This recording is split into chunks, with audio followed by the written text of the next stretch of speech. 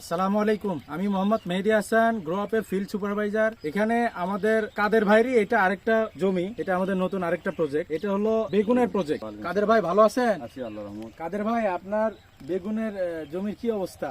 বেগুনের অবস্থা ভালো। এবারে ফলন কেমন আপনার? বেগুনের ফলনও ভালো, দাম বাজারও এখনো ভালো আছে আর কি। ওই 1600-2000 টাকা মন এখনো।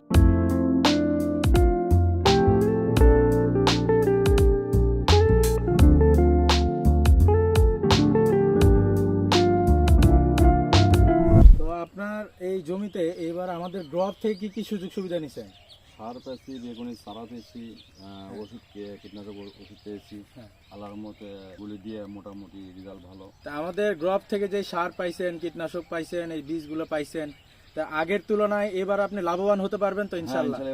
এবার দাম বেশি, লাভবান এবার। ফলনও তো ভালো হয়েছে হ্যাঁ, আল্লাহর ফলন রহমতে। হ্যাঁ হ্যাঁ। আর যদি আগামীতে আপনারা একটু সহযোগিতার হাত বাড়ান, তাহলে আশা করা যায় আমরা আরো উন্নতি করতে পারবো।